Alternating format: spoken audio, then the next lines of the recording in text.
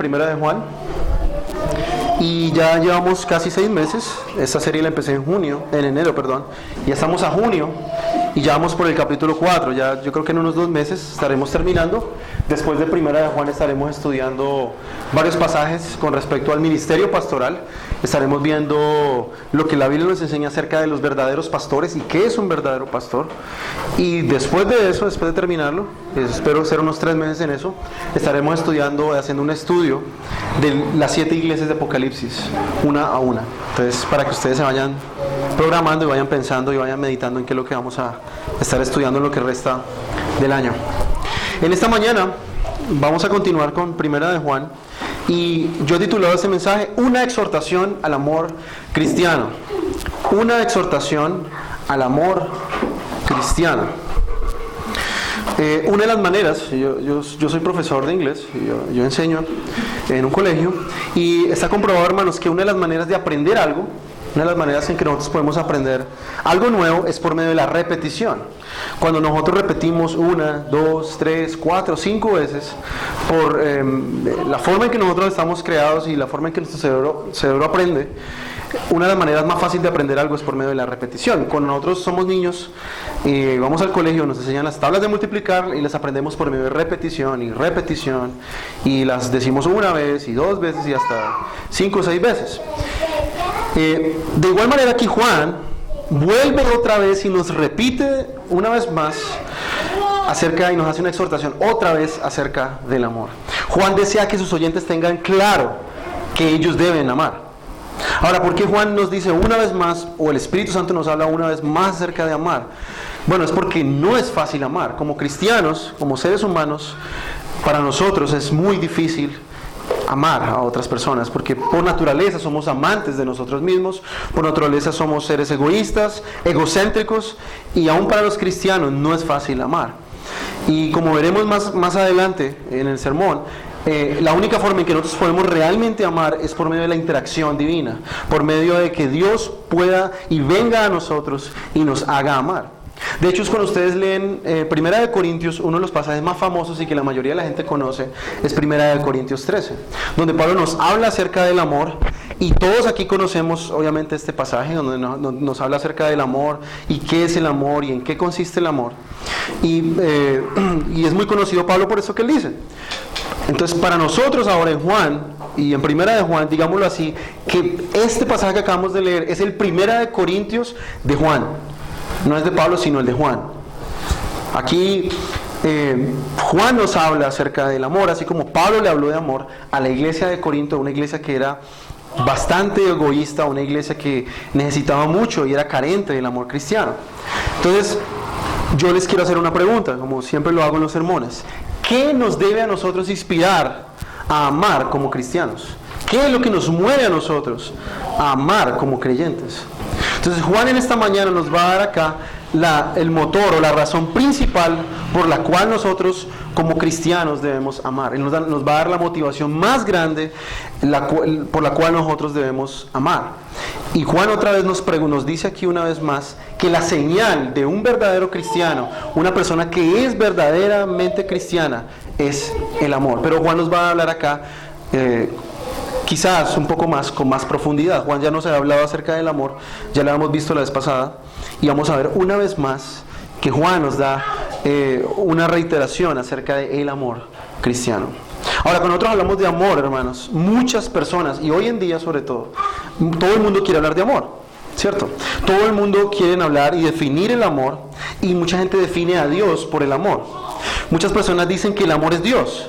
Entonces, al decir que el amor es Dios, dicen que toda aquella cosa que se hace en nombre del amor es algo que prácticamente es divino. Hoy en día, por ejemplo, muchas personas dicen que no importa si tú eres homosexual, si tú eres lesbiana, si tú eres lo que sea, lo que importa realmente es amar. Pero cuando nosotros vemos a los términos bíblicos, cuando nosotros estamos en terreno bíblico, no todo lo que se hace en nombre del amor es aprobado por Dios. Entonces, ahí ya la definición de amor cambia. Ya no es todo lo que yo ame. No es que yo me voy a casar con mi perro, entonces como yo lo amo es válido y Dios tiene que aprobarlo. O si yo me caso con otro hombre y yo soy un hombre, entonces esto es aprobado por Dios porque simplemente el amor lo valida. No es así, hermanos. Esa es la definición que el mundo tiene de amor. La gente piensa que el amor es Dios, pero Juan nos habla aquí claramente y nos dice que Dios es amor, y vamos a verlo más adelante, que estas dos definiciones no son iguales, no son idénticas. Entonces, el amor no es el que define a Dios. Nosotros no decimos hoy en día que por X o Y acción de amor es Dios, sino que todo lo contrario. No es el ser humano el que define a Dios, sino es Dios quien define qué es el amor y no los hombres. Dios define el amor aquí en términos de su ser santo, de su carácter. La mayoría de la gente piensa que amar es yo puedo demostrarle amor a una persona aunque la persona esté equivocada, aunque la persona enseñe en contra de la escritura. Si la persona lo hace de una manera sincera y la persona lo hace de una forma amorosa, eso valida que lo que esta persona esté enseñando es verdad. Pero no es así. Dios define amor y jamás separa su amor de su carácter y de su santidad. O sea, el amor de Dios es un amor santo. Y todo lo que Dios hace, hermanos, lo hace en base a su amor. Cuando Dios juzga, Dios lo hace en base a su amor. Cuando Dios castiga, lo hace en base a su amor. Su amor es lo que, digámoslo así, no hace su ira tan severa hacia los hombres. Dios tiene un amor con el cual Él ama, digamos, de una forma general a todos los hombres. Entonces eso es lo que el amor, digámoslo así, define, o Dios lo define. El amor hoy se justifica también, hermanos, la inmoralidad, y lo pone en la etiqueta de amor. Pero el amor, nos dice Pablo, ama la verdad. No podemos separar el amor tampoco de la verdad ni de la verdadera moralidad. Dice Pablo ahí en 1 Corintios que el verdadero amor no hace lo indebido. Entonces el amor bíblico es muy diferente al amor falso que el mundo tiene. Muchas personas piensan también que el amor es aquella actitud que yo debo tener, amar a pesar de que no haya verdad, a pesar de que lo que la persona haga va en contra de la verdad. Yo tengo que amar y tengo que demostrar, digamos, un cierto amor, a pesar de que las personas desechen la verdad y digan mentiras y enseñen otra cosa diferente al amor. Debo aún así decir que esas personas, aunque hagan las cosas equivocadas y lo hacen en amor, es válido, pero no es así. El amor verdadero es aquel amor que es conforme a la verdad de Dios. Entonces Juan nos habla aquí y nos dice que Dios es amor. Anteriormente Juan nos ha dicho en su carta, ahí en el capítulo 1, versículo 5, que Dios es luz. En Juan 4:24 en su evangelio nos dice que Dios es espíritu. Y Juan, como tercer aspecto de Dios, nos dice que Dios es amor. Y nos da otra revelación más y nos dice que Dios es amor. Pero como dije anteriormente, es un amor santo. Un amor que ama de acuerdo a su carácter santo. Dios ama todo aquello que es conforme a su verdad, no todo lo que es conforme a lo que es contrario, a ello. Dios ama todas aquellas cosas que van conforme a su verdad y su carácter. Quiere decir que todo lo que Él hace, lo hace con amor. Todo lo que Dios hace lo motiva o lo hace primeramente por su voluntad y lo hace con amor. Dios creó a los seres humanos en amor, Dios gobierna el mundo en amor, Dios juzga al mundo también en amor. Entonces Juan aquí nos va a dar poderosas razones por las cuales nosotros debemos amar. Los cristianos no solamente nos caracterizamos por conocer muchas doctrinas, o porque el cristiano es una persona que conoce muchas cosas de la escritura, o porque tiene argumentos lógicos para él poder explicar el mundo, o porque tenemos una moralidad correcta, sino que Juan define también aquí a los cristianos como seres que aman. Juan les recuerda aquí a los oyentes una vez más, hermanos, y nos recuerda a nosotros hoy, en el 2015, en esta fecha, una vez más la necesidad y el deber del cristiano de amar. Ustedes y yo, hermanos, debemos amar. Si ustedes y yo nos decimos llamar cristianos y somos cristianos verdaderos, la marca más prominente de que hemos sido salvados es que nosotros amamos a los demás. Entonces nosotros reflejamos, de hecho lo que Juan nos va a decir acá más adelante, nuestra relación con Dios en base a nuestro amor por los hermanos. Una persona que no ame a los hermanos jamás puede llegarse a decir que esa persona es cristiana. Si tú eres cristiano, tienes que ser cristiano y tú no amas a los demás, tu profesión de fe, por muy sincera que sea, por mucho que tú lo digas creer, si tú no lo demuestras con una vida de amor, no eres cristiano. Entonces en esta mañana, hermanos, veremos tres cosas en el pasaje, obviamente tres razones. Veremos primero, en primer lugar, veremos tres razones por las cuales debemos amar. Y la primera razón por la que debemos amar es porque el amor es de origen divino. Está en el versículo 7. Amados, amémonos unos a otros. ¿Por qué razón? Porque el amor es de Dios. El amor es de Dios. El amor, en otra versión dice, el amor proviene de Dios.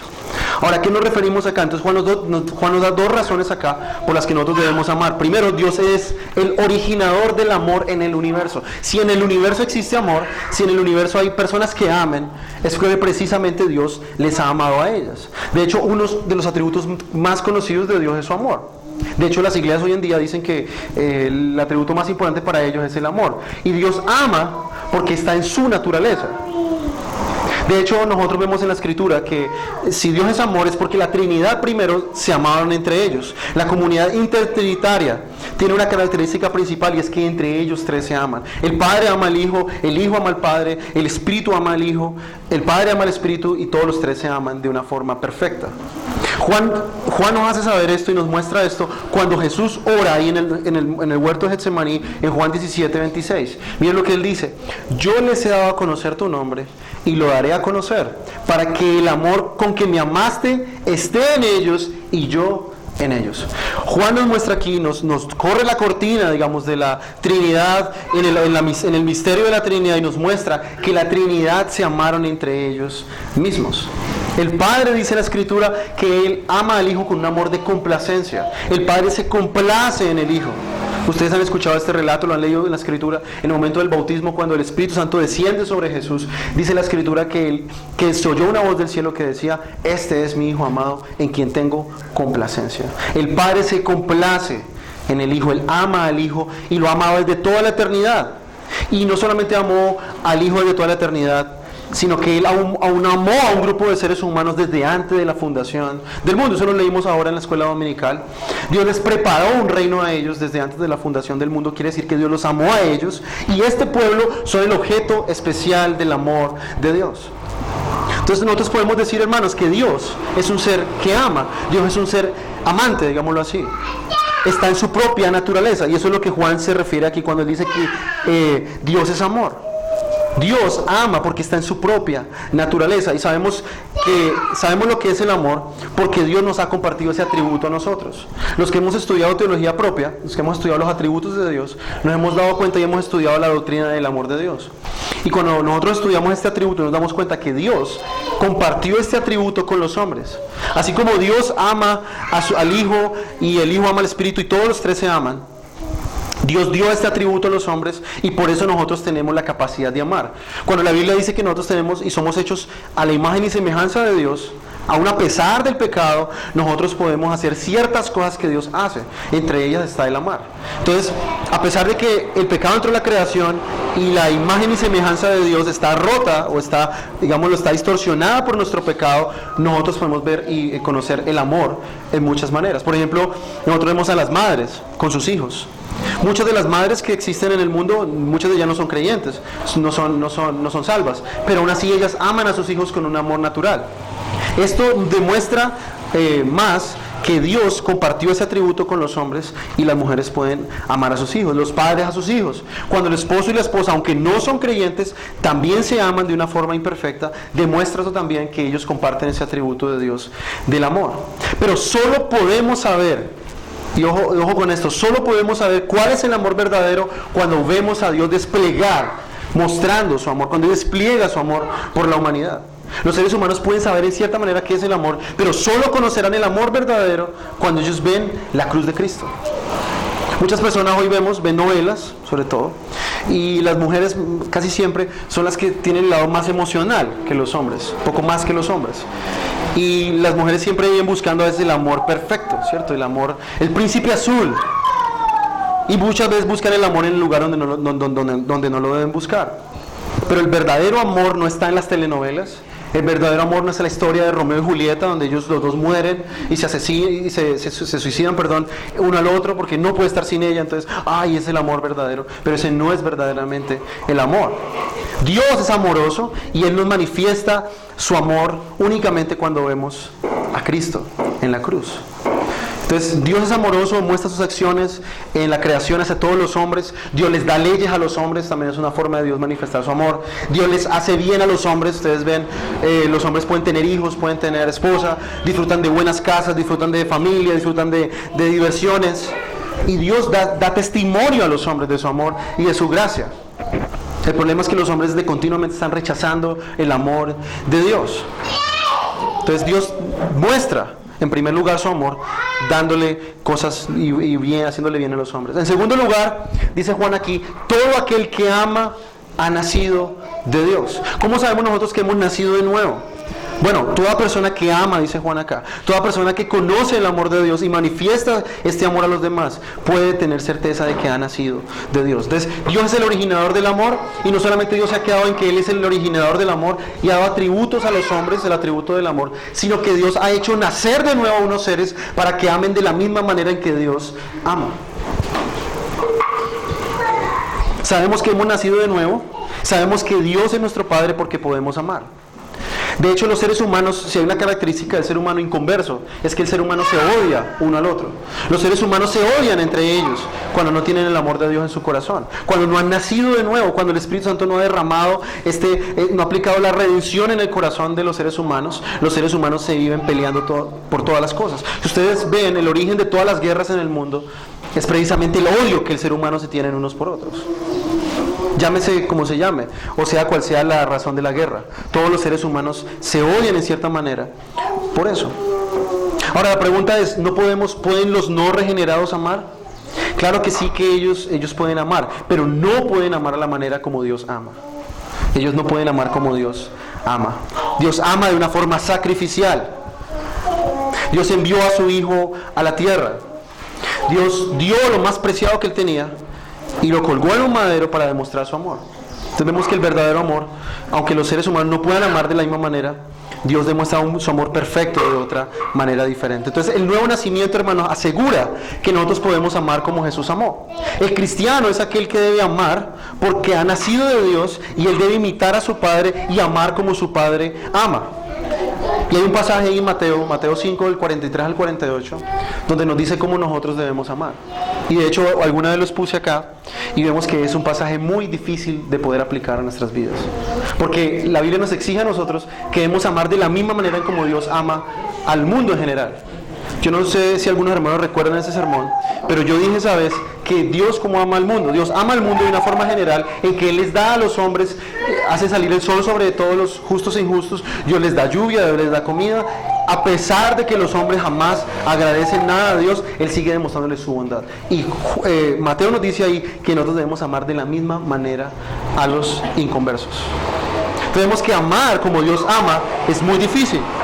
Por eso necesitamos tener un nuevo nacimiento, y solamente los nacidos de nuevo pueden llegar a amar de esta manera. Yo he hablado con una persona que es de los espiritistas, y ellos tienen un libro que se llama El Evangelio según el Espiritismo, y este libro que un hombre sacó, es el fundador del espiritismo. Él prácticamente enseña que el ser humano puede amar a Dios sin necesidad de tener ninguna religión o un contacto con Dios. Y es algo que es prácticamente imposible. El ser humano no puede amar como Dios ama, a menos que Él haya nacido de nuevo. Por eso Juan le dice ahí a los hermanos amados, amémonos unos a otros. Él les da un deber a estos hermanos, un mandamiento que Dios da a estos hermanos. Y nos da la razón porque el amor es de Dios, porque el amor viene de Dios, y todo el que ama nace de Dios. Y vamos a entrar al tercer aspecto que Juan nos dice acá: conoce a Dios. ¿Cómo puede una persona realmente amar? Bueno, primero Juan nos dice que debe nacer de nuevo, y segundo, esta persona conoce a Dios. ¿Puede una persona del mundo amar? Bueno, sí. ¿Puede una persona del mundo tener cierto conocimiento de Dios? Sí. Pero ¿cuál es la gran diferencia entre los inconversos y los creyentes? Los creyentes conocen a Dios, tienen una comunión constante y continua con Dios. Conocemos a Dios cara a cara, tenemos un conocimiento experimental de Dios. Por eso el mundo no puede amar como Dios ama, porque ellos no conocen a Dios, no tienen un conocimiento de primera mano de quién es Dios. No pueden relacionarse con Dios porque hay una barrera con el pecado. Su pecado y Dios no permiten que ellos puedan relacionarse con Él. Por eso la marca inconfundible de que hemos nacido de Dios es que tenemos una relación viva con este Dios que ama. Dios mismo es el origen del amor, y Él ha creado seres que reflejen este mismo amor que Él tiene.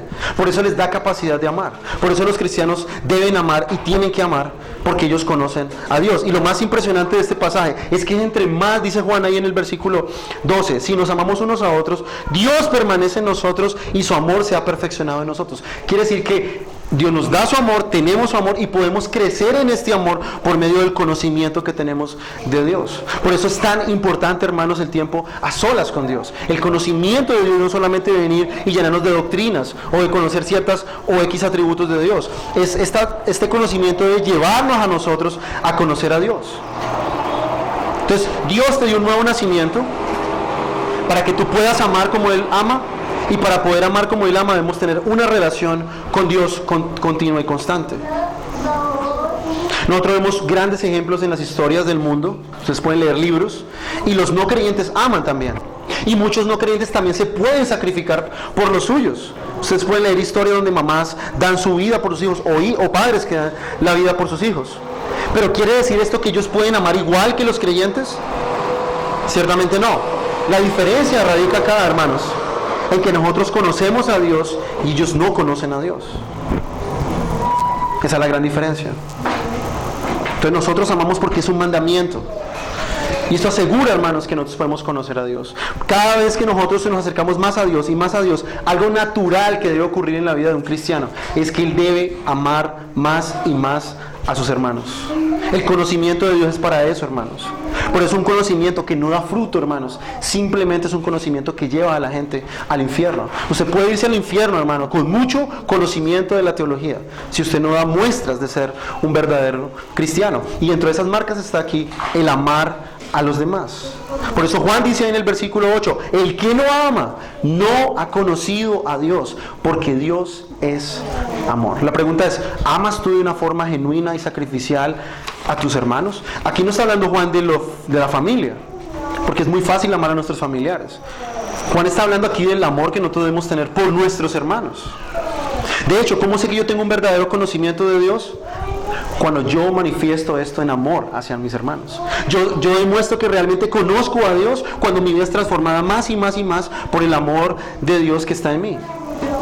La pregunta es, ¿está tu teología, hermano, y el conocimiento de tu teología haciendo que tú conozcas más a Dios? ¿Amas tú más ahora que conoces más a Dios que antes que quizás estabas en la ignorancia? ¿Te relacionas más ahora con Dios que antes que no le conocías? Por eso alguien que dice conocer a Dios debe ser una persona que está siendo afectada por el conocimiento de Dios. Y vuelvo y repito, ese conocimiento aquí no es un conocimiento de decir, bueno, yo conozco quién es Dios. No, es un conocimiento experimental. Debe tener una comunión con Dios genuina de todos los días. Por eso el no amar muestra que una persona no conoce a Dios personalmente. De hecho, Juan nos dice que esa es una marca del verdadero cristiano. Sabemos que alguien no es cristiano por la manera en que él trata a sus hermanos.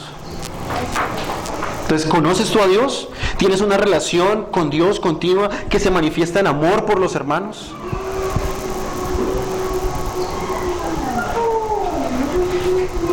¿Se puede decir de ti que tú eres un cristiano comprometido en amar a tus hermanos? ¿Amas tú verdaderamente a tus hermanos? ¿Tienes un corazón por ellos? ¿Te preocupas por ellos? ¿Quieres saber cómo están ellos? ¿O simplemente tú vienes aquí el domingo y hasta luego y nos volvemos a ver el otro domingo y en toda la semana no sabemos cómo están nuestros hermanos, ni hablamos con ellos, ni tenemos un genuino interés por ellos? Por eso, hermanos, dice la Escritura que la forma de amar a Cristo es guardando sus mandamientos. Y aquí Juan nos da un mandamiento: amémonos unos a otros. Por eso sí se puede saber si alguien es cristiano o no. Muchas personas dicen, no, es que no se puede saber si alguien es cristiano o no. Usted no conoce las intenciones de su corazón. Bueno, Juan nos dice aquí que el que no ama, el que visiblemente no muestra un interés, una inclinación por sus hermanos, es una persona que no conoce a Dios. Y no hay cosa más terrible que nosotros podamos leer en la Biblia, hermanos, que esto de escuchar que alguien no conoce a Dios, no sabe quién es Dios. Entonces ese es el primer punto. Nosotros debemos amar primero porque el amor viene de Dios, porque Dios es un Dios amante y es un Dios que nos ha dado la capacidad de amar y es una señal de que hemos nacido de nuevo. En segundo lugar, vamos a ver aquí, la segunda razón por la que debemos amar es porque el amor ha sido demostrado por Dios. Versículo 9, en esto se mostró el amor de Dios para con nosotros, en que Dios envió a su Hijo unigénito al mundo para que vivamos por Él. Ahora, ¿cómo sabemos que Dios es amor? ¿Simplemente porque decimos Dios es amor? ¿O porque la Biblia dice que Dios es amor? Bueno, hermanos, Dios nos ha dado una manifestación de su amor. El amor de Dios no es un amor que se queda en intenciones o palabras. Dios no dice simplemente que nos ama O Dios no dice que nos ama con un amor eterno, como dice la Escritura. Dios, al ser un Dios amoroso y al ser la fuente única del amor verdadero, Dios ha decidido por su voluntad, como dice Efesios 1:9, mostrarnos su amor y mostrar su amor a su pueblo. ¿Y cómo dice Juan aquí que nos demostró su amor? ¿Con flores? ¿Con chocolates? No, hermanos, dice que Dios nos demostró su amor enviando a su Hijo unigénito al mundo. Ahora notemos aquí que no es solamente Dios, un Dios de amor simplemente, sino que Dios manifiesta su amor en que Él amó aún a sus enemigos. Y Él le hizo a sus enemigos el mayor de sus bienes. ¿Cuál es el mayor bien que Dios puede hacer por un hombre? Reconciliarle con Él mismo, a través de la misión de su Hijo. Dios, al ser un Dios, al Dios ser mismo el origen del amor, Dios también, por ser el origen del amor mismo, Dios tiene que dar una manifestación mayor y más grande de amor. Por eso ningún ser humano, hermanos, por más que se lo proponga, podrá jamás igualar el acto de amor que Dios ha hecho por los hombres. ¿Y por qué no lo puede igualar? Porque una persona no puede igualar el acto de amor de enviar a su Hijo. Porque el amor de Dios se manifestó para salvar a los hombres que estaban en una condenación eterna. Dice Romanos, que mientras éramos pecadores, Cristo murió por nosotros. Mientras tú odiabas a Dios, mientras tú hacías tu propia voluntad, viviendo los deseos de tu carne, Dios envió a su Hijo a morir por ti. Tú ibas rumbo a la condenación. Tú ibas rumbo a una eternidad lejos de Dios. Y Dios, en un acto de amor, ¿qué hace? Él envía a su Hijo para que Él sea consumido por la ira santa de Dios que tú merecías recibir. Él viene y toma el lugar de estos enemigos de Dios por amor y es aplastado por la justicia judicial de Dios. La ira y la santa justicia que reclamaban que el pecador debía morir y pagar por el pecado, toda esta ira, Jesús siendo perfecto, lo recibe sobre Él. Por eso cantábamos Isaías 53. Él es experto en sufrir. Él es el varón de dolores. Él sufrió tremendo castigo por el pecado de los hombres. ¿Y por qué Dios hizo todo esto, mis hermanos? Dice Juan, para que vivamos a través de Él. En otras palabras, dice otra traducción, para que disfrutemos de vida eterna. Para que podamos tener comunión con Dios. Jesús aplacó la ira santa de Dios que estaba en tu contra, para que tú puedas ser acepto delante de Dios. Por eso el amor consiste, hermanos, en que Dios nos amó primero, dice ahí abajo. En esto consiste el amor, no en que nosotros hayamos amado a Dios, sino en que Él nos amó a nosotros y envió a su Hijo en propiciación por nuestro pecado. No es que usted estaba buscando a Dios, mi hermano. No era que usted decía, ay, es que yo tengo tanto amor por Dios que yo voy a ir a la iglesia a buscar a Dios. No, hermano, dice Juan aquí, le aclara a estos hermanos, el amor está en que Dios lo buscó a usted. Mientras usted corría de Dios, Dios andaba detrás suyo, buscándole a usted. Este Dios es un Dios bueno, hermanos, un Dios amoroso. Mientras más corrías de Él, Él más corría detrás tuyo. Por eso, hermanos, jamás puede brotar un amor hacia Dios de un corazón regenerado. El corazón no regenerado del ser humano es una tierra seca, hermano, donde nada puede crecer. Por eso el hombre necesita que Dios le ame primero. Por eso Juan dice que la iniciativa del amor es una iniciativa divina. Dios decidió amar a los hombres. ¿Y por qué Dios decidió amar a los hombres? Porque, y perdónenme la expresión, pero no hay otra manera de explicarlo más claro. Porque a Dios se le dio su santa gana amar a los hombres. No tenía que hacerlo, pero nos amó. Y noten ustedes aquí, hermano, un contraste entre amor e ira. Muchas personas dicen que el Dios de hoy en día no tiene ira. Pero noten ustedes ahí dice, y envió a su Hijo en propiciación por nuestros pecados. Cuando el texto dice propiciación, da a entender que Dios estaba airado contra el pecador. Este Dios es un Dios que tiene ira y tiene amor. Y la única forma en que Él puede mostrar verdaderamente su amor es aplacando su ira y mostrando benevolencia hacia los pecadores que le son rebeldes y son enemigos suyos. Entonces Dios ciertamente es amor, pero también dice la Biblia que Dios es un fuego consumidor. Dios tiene una ira santa. Y si nosotros decimos que Dios no tiene ira, hermanos, estamos negando al Dios de la Biblia. Ustedes ven hoy en día, hermanos, que el cristianismo dice que Dios le ama porque le regala un viaje a México, o porque le regala un viaje a Cancún. Ay, es que Dios me ama porque me dio un Mercedes-Benz. No, hermanos, nosotros no medimos el amor de Dios en esos términos. Nosotros medimos el amor de Dios en otros términos muy diferentes. Dios nos amó porque estábamos separados de Él por nuestro pecado, porque ofendíamos a Dios y eso causaba la ira de Dios, y Dios en su propio deseo y por su propia bondad decidió perdonarnos enviando a Jesús. Entonces, hermanos, Tenemos que meditar en este hecho para poder entender qué realmente es el amor. Dios está airado con el pecador y es una ira santa y justa contra él. Y el amor de Dios es mucho mejor visto cuando nosotros vemos su justicia. Dios requiere que el pecador muera y su ira santa reclama justicia. Pero por el amor mismo que Dios tiene, Él decide poner a su Hijo en medio de Él y de nosotros como muestra de su amor. Y Jesús, ¿qué es lo que hace? Él viene voluntariamente también y decide ponerse como sacrificio por el pecado. Cuando nosotros hablamos del Evangelio, no debemos entender, y muchas personas malentienden esto, piensan que un papá coge al hijo a las malas y lo pone ahí y lo mata porque sí. No, Jesús decidió Él mismo morir por nuestros pecados. Dice la Escritura que Él mismo decidió cuándo morir. La misma Escritura dice que Él dice que muchas veces buscaron tratar de agarrarlo, pero decía que aún no era su hora. Pero justo en el momento cuando Jesús ya decidió morir, dice la Escritura que Él mismo le dijo a los discípulos que para esta hora Él había llegado, que ya era el momento en que Él debía morir. En otras palabras, Jesús no murió cuando los hombres lo agarraron a Él y lo trajeron delante de los fariseos. Jesús murió cuando Él quiso morir. Cuando Él dijo, ya es la hora, ahora quiero morir, Él se entregó voluntariamente por los pecadores. Y Él decidió de esta manera aplacar la ira de Dios, de satisfacer la demanda de la justicia de Dios por culpa de nuestro pecado. Por eso Pablo dice en Romanos 5, 6 al 9. Miren lo que dice Pablo en Romanos 5. La gran manifestación del amor de Dios dice, porque mientras aún éramos débiles, a su tiempo Cristo murió por los impíos.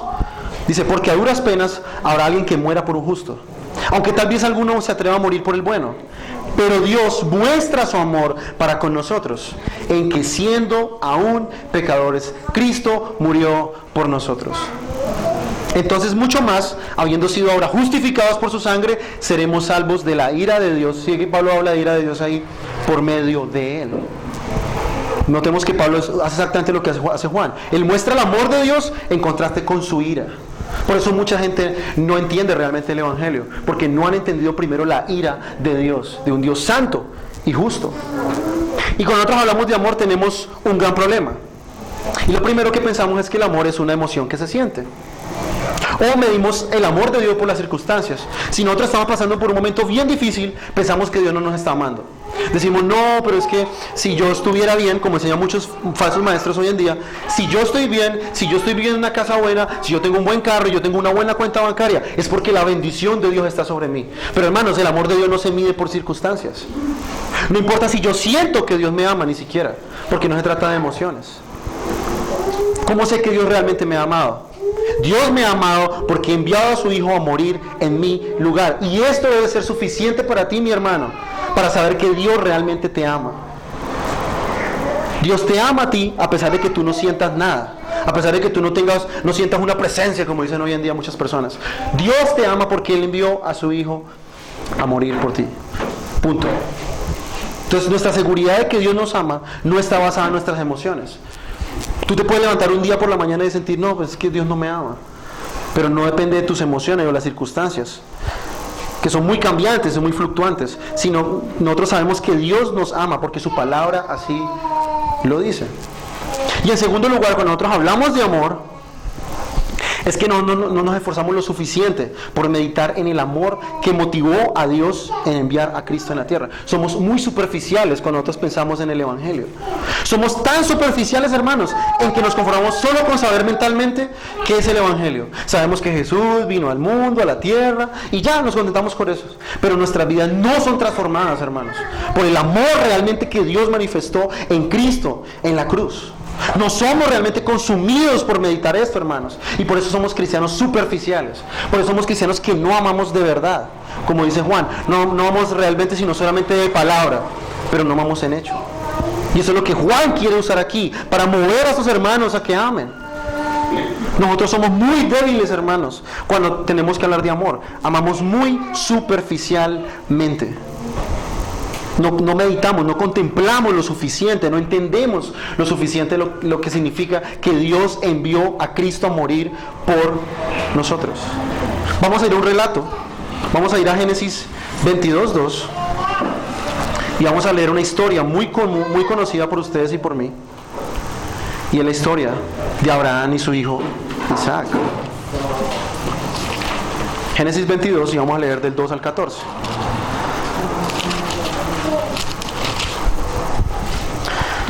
Dice la Escritura en Génesis 22. Y dijo, y aquí está hablando Dios a Abraham, toma a tu hijo, ahora tu hijo, tu único Isaac, a quien amas, y vete a la tierra de Moriah, y ofrécelo allí en holocausto sobre uno de los montes que yo te diré. Y Abraham se levantó muy de mañana y enarboló su asno, y tomó consigo consigo 2 siervos suyos, y a Isaac su hijo, y cortó leña para el holocausto, y se levantó, y fue al lugar que Dios le dijo. Al tercer día alzó Abraham sus ojos y vio el lugar de lejos. Entonces dijo Abraham a sus siervos, esperad aquí con el asno, y yo y el muchacho iremos hasta allí, adoraremos y volveremos a vosotros. Y tomó Abraham la leña del holocausto y la puso sobre Isaac su hijo, y él tomó su mano, el fuego y el cuchillo, y fueron ambos juntos. Entonces habló Isaac a Abraham su padre y le dijo, Padre mío. Y él respondió, heme aquí, mi hijo. Y él le dijo, he aquí el fuego y la leña, mas ¿dónde está el cordero para el holocausto? Y respondió Abraham, Dios se proveerá de cordero para el holocausto, hijo mío. E iban juntos. Y cuando llegaron al lugar que Dios le había dicho, edificó allí a Abraham un altar, y compuso la leña, y ató a Isaac su hijo, y lo puso sobre el altar, sobre la leña. Y extendió a Abraham su mano, y tomó el cuchillo para degollar a su hijo. Entonces el ángel de Jehová le dio voces desde el cielo, y dijo, Abraham, Abraham. Y él respondió, heme aquí. Y dijo, no extiendas tu mano sobre el muchacho ni le hagas nada, porque ya conozco que temes a Dios, por cuanto no me rehusaste tu hijo, tu único. Entonces alzó Abraham sus ojos y miró, y aquí a sus espaldas un carnero, trabado en un zarzal por sus cuernos. Y fue Abraham y tomó el carnero y le ofreció en holocausto en lugar de su hijo. Y llamó a Abraham el nombre de aquel lugar, Jehová proveerá, por cuanto se dice hoy, en el monte de Jehová será provisto. Este pasaje nos enseña cómo Abraham, para demostrar su amor por Dios, ¿qué hizo? Vino y iba a sacrificar a su hijo único a petición de Dios. Pero Dios le perdonó la vida. Ahora noten ustedes aquí que Abraham es una figura aún mismo de lo que Dios hace, pero al contrario. Ustedes ven aquí que Abraham no tiene muchos hijos, y entre todos los hijos él escoge uno y lo trae para ofrecerlo. Él trae a su único hijo, el único que él tiene, y él lo pone en este lugar. Pero ¿qué pasa al final de la historia? Dios le perdona la vida a Isaac y no lo mata. Pero ustedes conocen una historia mucho mayor, hermanos, de cómo Dios, con el fin de mostrarle su amor, él trajo también a su único hijo, el único que él tiene, pero a él lo pone sobre un madero y lo clava en este madero, y a diferencia de Isaac, a lo toma y no le perdona la vida y fue sacrificado. Dios detuvo la mano de Abraham, pero Dios no detuvo su mano sobre su único hijo, y este hijo, Jesús, fue enviado como propiciación por el pecado. Entonces noten ustedes aquí, hermanos, cómo Dios demuestra realmente su amor. Generalmente siempre deseamos que aquellos que nos dicen que nos aman den prueba de que lo que dicen es cierto. Entonces generalmente decimos, bueno, si tú dices que me amas, demuéstralo. Ahora, tú puedes decirle a Dios, ¿tú realmente me amas, Dios? Dame una prueba de que tú me amas. Y Dios te dice, mira a Cristo en la cruz. Esa es la prueba mayor de que Dios te ama. Jesús es el único hijo engendrado del Padre. Generalmente nosotros pensamos que todos somos hijos de Dios, y la Biblia lo enseña, pero el único hijo engendrado por Dios directamente es Jesús. Todos nosotros somos adoptados dentro de la familia de Dios. Entonces, hermanos, no es que Dios tenía muchos hijos y escogió entre esos a Jesús. Por eso Juan le llama aquí en el texto unigénito, porque es el único engendrado, es el único hijo. Y Dios, ¿qué hizo? Tomó a este hijo, lo puso sobre un madero y lo mató para darnos vida eterna. Entonces, al ver esta demostración del amor de Dios, no le queda más a Juan que desarrollar el último punto, y es el tercer punto que veremos hoy. Y con eso terminamos. ¿Por qué debemos amar? Ya vimos primero porque el amor es de origen divino, porque Dios es un Dios que ama, y Él nos ha hecho nacer de nuevo para que amemos. Segundo, Dios ha demostrado su amor en Cristo al poner a Jesús como el único sacrificio suficiente, y en su único hijo para matarlo, a diferencia de Abraham. Y tercero, ¿por qué debemos amar? Porque el amor tiene consecuencias, hermanos. El amor se manifiesta, dice versículo 11. Amados, si Dios nos ha amado así, debemos también nosotros amarnos unos a otros. Nadie ha visto jamás a Dios. Si nos amamos unos a otros, Dios permanece en nosotros y su amor se ha perfeccionado en nosotros. Entonces, después de Juan darnos este argumento de que Dios puso a su único hijo y lo puso sobre el sacrificio y lo mató, Juan ahora nos exhorta a que nosotros debemos amar después de habernos dado esta demostración del amor.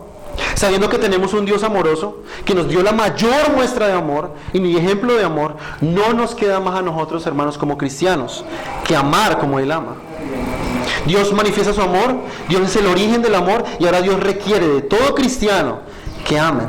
Ahora ustedes notan ahí en el pasaje que dice, nadie jamás ha visto a Dios. ¿Por qué Juan como que corta y mete esa frase ahí como que desentona con todo lo que le está diciendo? Bueno, muchos falsos maestros de ese tiempo decían que veían a Dios en visiones.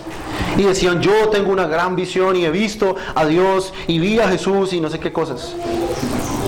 Pero ¿sabe por qué? ¿Sabe cómo Juan dice que realmente nosotros manifestamos que hemos visto realmente a Dios? Si nos amamos unos a otros. El mundo no puede ver a Dios. Obviamente Dios es espíritu y nadie lo puede ver. Pero aquí lo que Juan nos está diciendo es que el mundo y nosotros podemos ver realmente que Dios está entre nosotros al nosotros ver cómo nosotros nos amamos.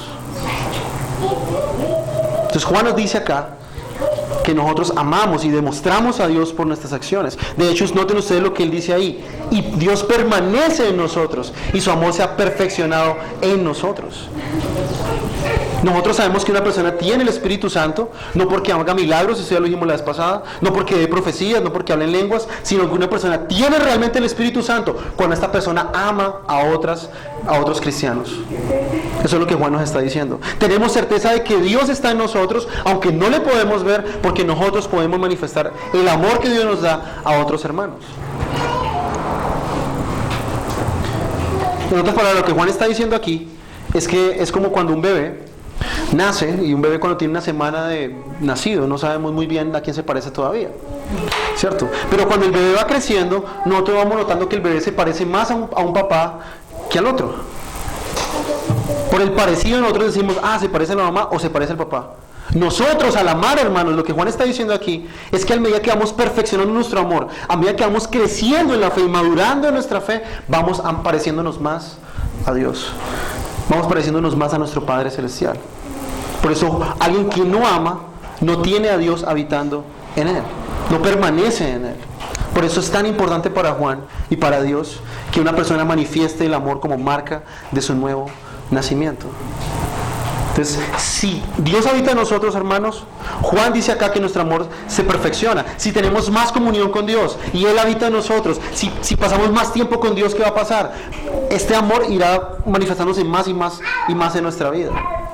Nosotros nos damos cuenta que nosotros no podemos amar. No es fácil amar.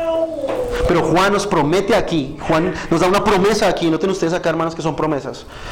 Si nosotros estamos teniendo comunión con Dios y permanecemos en Dios y estamos con Dios, más fácil va a ser para nosotros amar. Por eso Jesús lo dice en Juan 13, 34 al 35. Miren lo que Él dice. Juan 13, 34 al 35. Un mandamiento nuevo os doy, que os améis los unos a los otros como yo os he amado. Así también os améis los unos a los otros. En esto conocerán todos que sois mis discípulos. Porque hablan en lenguas. Porque hacen milagros. ¿Qué dice el texto? Si os tenéis amor los unos a los otros. ¿Cómo sabemos que una persona realmente ama y realmente tiene a Dios viviendo en su ser? Esa persona ama a sus hermanos. La gente no puede ver a Dios. Dios vive en luz inaccesible. Pero la gente verá a Dios en nuestra actitud y nuestro amor por los hermanos. Eso es lo que Jesús está diciendo ahí. Tú demuestras a Dios a los demás que no lo conocen por medio de tu amor por los hermanos.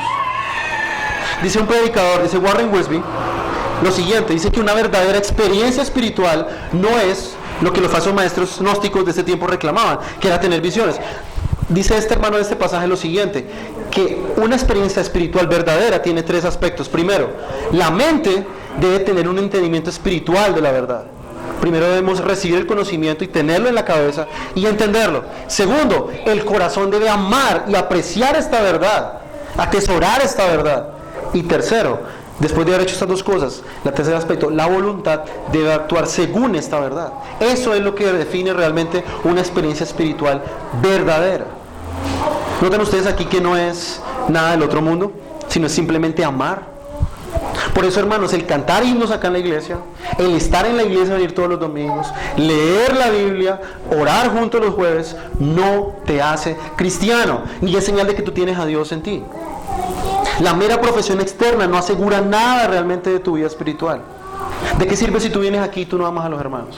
¿De qué sirve aquí y tú no te esfuerzas en amarles a ellos? Si tú no demuestras que tú tienes a Dios realmente habitando en ti. No sirve de nada, eso es lo que Juan está diciendo acá.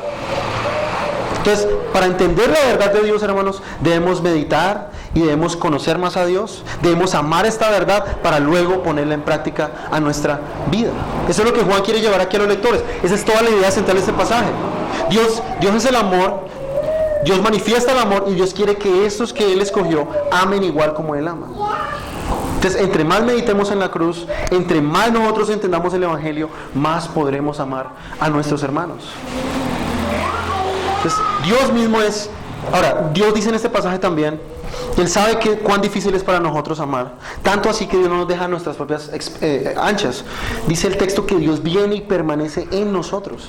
Dios mismo hace posible, Él viene hasta nosotros, Él habita en nosotros para que nosotros podamos amar. Yo sé que para nosotros es muy difícil a veces, pero ¿cuál es la única manera por la cual nosotros podremos amar? Según este texto, entre más tendremos comunión con Él, más conocemos a Dios y Él habitará en nosotros para que nosotros podamos amar. ¿Cómo sabemos, por último, si una iglesia tiene la presencia de Dios en esa iglesia? Hoy en día decimos, no, es que donde hay música y hay muchos instrumentos y hay mucha cosa, entonces ahí está la presencia de Dios. Hermanos, eso es un criterio muy equivocado para evaluar una iglesia. Nosotros sabemos que en una iglesia está la presencia de Dios cuando los hermanos se aman unos a otros. Esa es la mayor marca de una iglesia. Si estas personas se aman unos a otros, Dios habita allí en este lugar. ¿Por qué? Porque Juan nos dice aquí que Dios habita en esas personas que han nacido de nuevo y Dios permite que esas personas amen unos a otros. ¿De qué sirve tener instrumentos acá? ¿De qué sirve hacer un show acá, hermanos, y hacer muchas cosas y tirar a la gente al piso si la gente no se ama? De hecho, eso es lo que Pablo critica de los corintios. Tenían una gran exhibición de dones. Muchos de ellos hacían milagros. Pero ¿qué dice Pablo ahí en 1 Corintios? Si yo vendiera todos mis bienes, si quemara mi cuerpo, si yo hablara hasta lenguas angelicales y no tengo amor, nada soy. Ustedes ven que para Pablo y para Juan, lo más importante y que muestra que una iglesia es de Dios es el amor. Ahora, ¿qué pasa con aquellas personas que están aquí sin Cristo? En esta mañana has escuchado parte de lo que dice la Biblia, que Dios es amor. Si tú estás esta mañana aquí sin Cristo, Dios ha manifestado y ha dado la mayor muestra del amor suyo. Él ha enviado a su Hijo a morir por tus pecados. Él quiere que tú te reconcilies con Él. Dios está irado contigo por tu pecado. Y la única forma en la cual tú te puedes reconciliar con Él es viniendo a Cristo en arrepentimiento y fe. Yo te invito en esta mañana a que no afrontes la ira de Dios por ti mismo. Tú puedes vivir tu vida de una forma normal y pensar que Dios no está irado contigo y tener una idea del amor de Dios. Pero la Biblia claramente dice otra cosa, que Dios contrasta su amor con su ira. Y Dios está irado con el pecador. Dios es un Dios justo y un Dios santo y no tendrá por inocente al culpable. Y si tú mueres en este día sin Cristo, dice la Escritura que tú pasarás toda la eternidad pagando por tu propio pecado en el infierno, siendo expuesto a la ira de Dios. Ven a Cristo en esta mañana, ven en arrepentimiento y fe. Y Dios ha prometido algo, y Dios ha prometido amar a aquellos que se acerquen a Él. Dios ha prometido dar perdón y arrepentimiento, dar perdón y dar satisfacción completa de pecados si tú vienes a Cristo en esta mañana. Ven a Cristo, no tardes en venir. Dios está presto para perdonarte, Dios está presto para darte vida eterna. Vamos a orar.